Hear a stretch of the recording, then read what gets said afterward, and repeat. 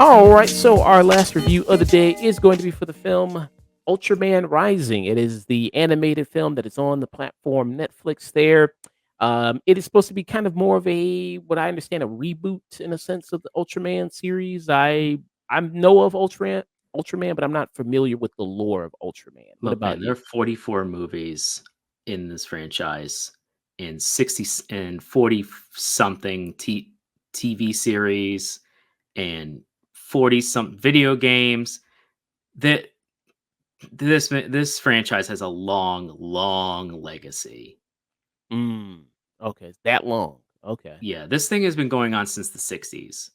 Since Ultraman Q TV series that then a year later spawned because its popularity spawned it and a movie, and then that was successful, and ever since then they've it's there's a thing in Japan called Ultraman fever, Mm, where Ultraman fever. Okay, Ultraman fever or where just people just dress up as Ultraman. nah, just the popularity of Ultraman just was huge. It's the same thing, almost similar vein of the Jaru Rangers, like the Power Ranger franchise and Heroes. It's a big part of Japan. Mm, okay. Well, this so I guess this is positioned as being a sort of a reboot for the Mhm. franchise here. What is it about? So you have a person named Ken Sato here, star baseball player by day, and then by night he turns into the superhero Ultraman. He makes a deal where he gets returns to Japan. He has to become Ultraman because his father no longer can because of his age, injuries, so long of playing, being the character there, being the hero Ultraman. So he kind of steps up and takes on the mantle. And what does Ultraman do? Well, he fights big kaiju monsters. That's basically what he does. Every time there's a big kaiju monster, he steps in and saves them. And then he actually just gets the responsibility of a little baby kaiju, a little cute little kaiju there that he gets the responsibility of. And he kind of turns into a single dad. And he's about like, this his time has been spent fighting a lot of these kaiju monsters, but now he has to raise one and protect one, all the while of dealing with also some other villains there who want to use the kaiju for their own nefarious means. There, they want to track the kaiju back to its home planet so they can destroy all of kaiju's, all of monsters there permanently on the kaiju island there. So I'm gonna pass it around. Dusk, what were your thoughts on Ultraman Rising here? I think the premise of it is pretty interesting. Usually with this kind of superhero or like Power Ranger, there's always the of course great responsibility, power, and how you use it and help people out.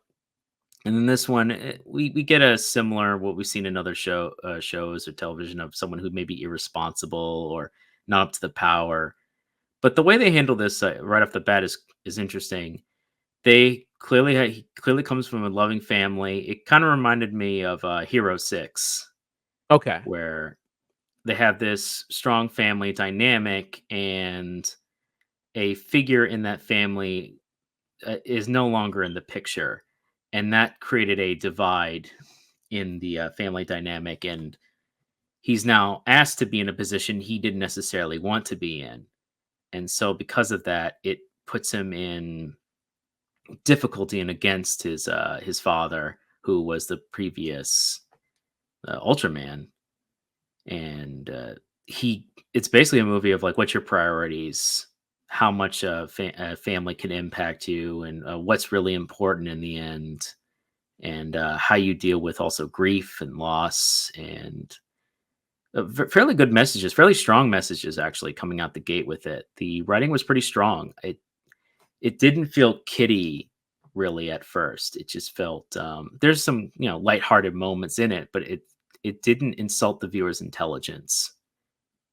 Mm, yeah. It's good entertainment, Mhm. for the family to watch. I think it is heartwarming where it needs to be. I think the action is pretty good. I mean, seeing Ultraman when he kind of does his thing. The animation also looks really Mhm. good. You can see It's in the very trailer, strong. very strong kind of animation there that you see this. Let me see who animated this, but um, yeah, it's very strong there. Sato as a character is, I think, a good character. I think he's a good character. He's interesting to follow there. It is a very, tired kind of thing. The whole strained relationship with the parent, and especially father and son. But I think it's played well here. I don't think it's too over dramatic. I think it's about the perfect kind of medium there.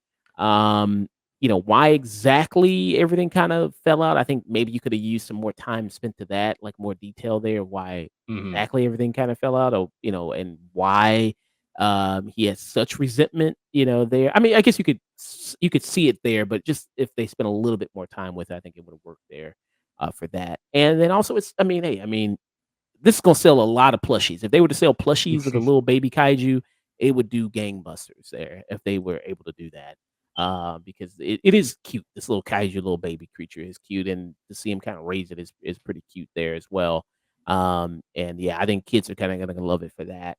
Um, so I had a good time watching it. I heard about this movie from Hunter from the Real Pineapple Podcast. He was Mhm. raving about the movie, said how good it was, and I was like, "Well, hey, since it's on Netflix, I got Netflix. I Mhm. might as well check it out." And I had a good time watching it. There, I mean, he was a lot more hired on it than I was, than Mhm. I'm going to be because he says it's like one of his favorite movies of the year. I don't know if that's the I case don't know for. about that. I don't think it's going to be the case for me, but I did enjoy it and I did like it. What about for you? No, There. I greatly enjoyed this. Yeah, when we talked about, I believe it was the Despicable Me review. He was very much bringing up that where this was he really enjoyed it. He really enjoyed this, and yeah, I definitely enjoyed this. It did remind me of some of the like Big Hero 6 or a Astro Boy from 2014, the CGI, where they kind of find that good middle ground where they can be serious but still family friendly and still have fun moments, but don't talk down to the audience. I thought the animation was very strong, actually, stronger than I thought. And the director, this is their directational debut, Mm. and they worked on the I believe it was Foster's Home for Imaginary Friends with Craig McCracken, if I recall. Yes, they did. So they did TV shows. He was a character designer on Static Shock, Fairly Odd Parents, Mhm. Samurai Jack, The Proud Yeah. Family, Foster's Home for Imaginary Friends. Um, let's see, and then he was also storyboard artist for Kubo and the Two Strings. He was a Mm. writer for Kubo and the Two Strings, which I love Kubo and the Two Strings. Kubo's great. I love that movie there. See, Um, you can see a lot of the dynamic animation where he uses his arms and legs. It's a very this version of the animation style they make Ultraman look like very thin and very almost lanky. mm, And so they use a lot of his arms and leg movements and they feel very cartoonish, but not completely. Is it completely like weightless where it's completely moving around? It's a good balance. He still looks like he still feels as if there's weight to him. It's just, well, if I'm going to be moving as fast as I am, I kind of need to be pretty lightweight, even at my size. so this was a Japanese American co-production between Netflix Mhm. Animation and Tsubura Productions, with animation by Industrial Light and Magic. And then when it comes to the Ultraman film franchise, this is the 44th film in the franchise. So, Yeah, not. Need to understand. Most of them aren't. A lot of them aren't connected. Some of them are. Some of them are almost flavorful continuity, almost like in a Godzilla franchise sense, where elements from those movies are brought in and continued forward. Not necessarily the same characters, but the same type of characters or the same elements. And so that's how it kind of continues is the franchise. Is they do something new, but they keep a lot of the familiarity of the franchise. mm. The last big Ultraman thing they did was in 2022 with, Shin Ultraman, and that Oh, was live action. so they had their own version of like Shin Godzilla. They did Yeah, Shin Ultraman. exactly. They had a Shin Ultraman. Okay. Oh, interesting. I have to check. Did that get positive word of mouth or? Yeah, I think it was liked well enough. I'll have to double check on that, but I think it was liked well enough in the Ultraman franchise. I mean, it's huge. It's one of the highest grossing media franchises of all time. Mm, And it's basically a lot of Japanese people, at least from the amount is, it's almost like Superman for US culture. mm, okay. Wow. So what's more, is Godzilla more popular or is Ultraman I more popular? mean, I think Godzilla, it's like two different things. Godzilla is a kaiju is the king of kaijus, and he's popular for more for similar reasons, but more in a force of destruction. Ultraman is a defender of humanity in a Mm, more superhero role, where if that's a you're watching human drama and a couple other elements with Godzilla in a destruction, all out destruction of a city, Ultraman is like the saving the world, the pressures, the political red tape sometimes, or as they get further on, it starts being more about the political red tape and what your responsibilities are being part of the Ultraman project, and that has different dynamic, but similar to like Power Rangers and that metric, which is very popular as well. mm, okay. And that suit leaves nothing to the imagination, that's for sure. No, it tends not to. Yeah, interesting there. So you're right. In Japan, the Ultraman brand generated 7.4 billion in merchandising revenue from 1966 to 1987. This makes it one of the highest grossing media franchises of all time. Ultraman was the world's third top selling licensed character in the 1980s, largely due to popular in Asia. References to Ultraman are abundant in Japanese popular culture, much like references to Superman in US culture. Interesting. Yeah. I mean, I don't know if I'm gonna be an Ultraman fan after watching Ultraman Rising, but I Mhm. did enjoy this movie. I don't think you have to have people, I think, were asking, like, do I have to have any previous knowledge of Ultraman to watch this? No, I think No. it's very much like a beginner's type movie there. Yeah. The Um, last thing I saw was a couple of years ago. I saw Ultraman collection Blu-ray set, part 1, 2, and 3. And now looking at the collection overall of how many movies, you're like, oh my god, that just covers the movies. That doesn't uh, even cover the TV series. wow, there's also TV series too. Oh no, it started with the TV series. Oh, okay. It was Ultraman Q that then because it was so popular, translated into being a film series with Ultraman Monster Movie Feature. Yeah, he was originally the Showa era TV series, 1966, and then next year they did a movie feature, Oh, cool. and then Ultra Q was so successful that they did Ultraman, and then after that ended, like almost every single year, you have to understand, almost every single year since 1966, there has been an Ultraman TV series. Mm, They've wow. done like 20, 30 episodes, but there's almost always an Ultraman. They are consistent. Mm. That's how popular it is. It just keeps going. And I'm Um, sure between the next movie of this, there'll be another 2 Ultraman TV series that come out. um, what'd you think about the villain in this? Think it was a good villain? I mean, I think the idea behind him is fine. He felt almost a little generic in it, but I got why he was doing what he did. They just, of course, made him much more generic bad guy. Mhm. But you got where he was coming from, where say, hey man, there's a lot of kaijus and a lot of destruction going around, and we've lost a lot of people.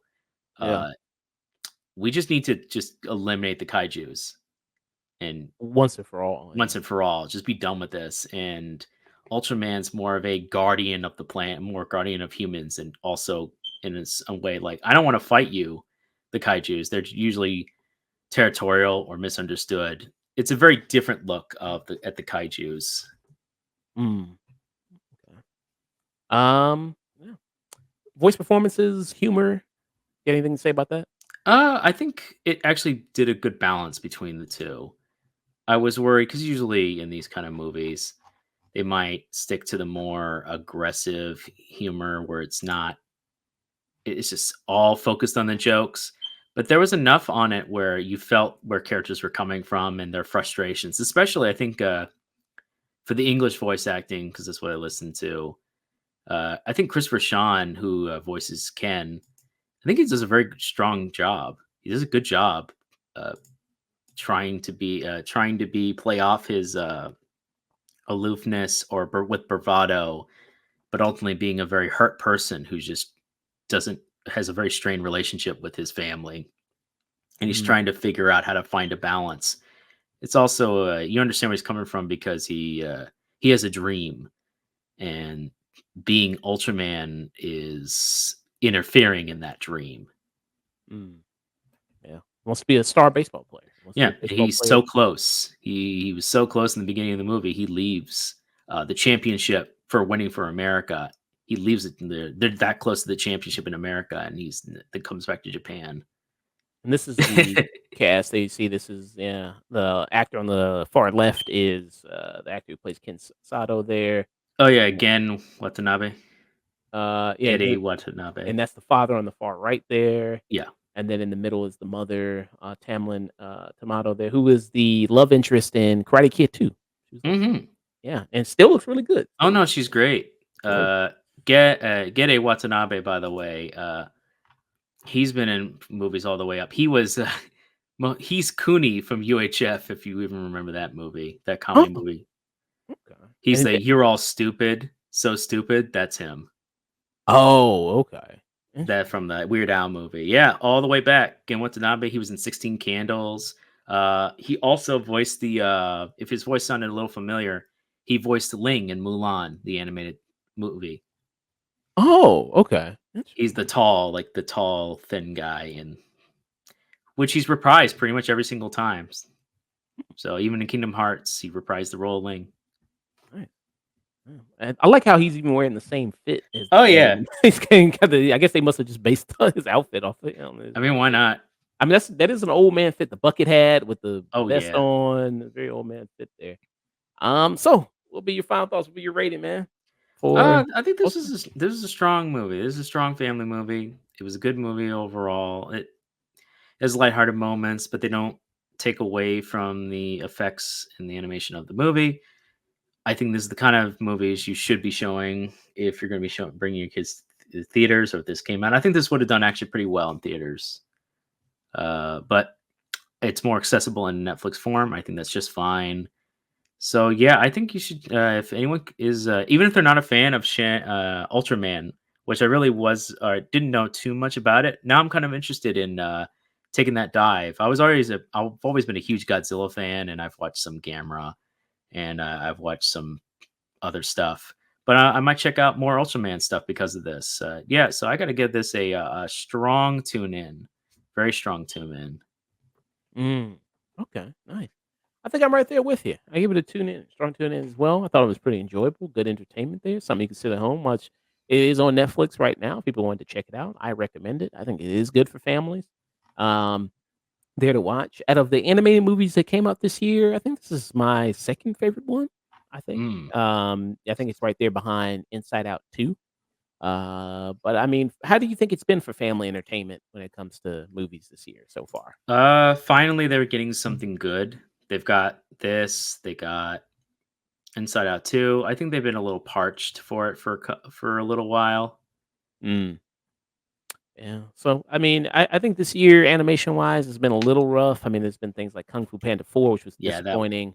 Yeah, There was that. I didn't see Despicable Me. count But your lucky stars. I didn't see that. But I heard that was not as really all that good. So it's been a little Still made a disappointing. lot of money, so it doesn't matter. Yeah, kids love them minions, boy. I do. So yeah, I think this is my second favorite animated movie of the year so far. Yeah, so two good tune ins, strong tune ins for Ultraman Rising on Netflix right now.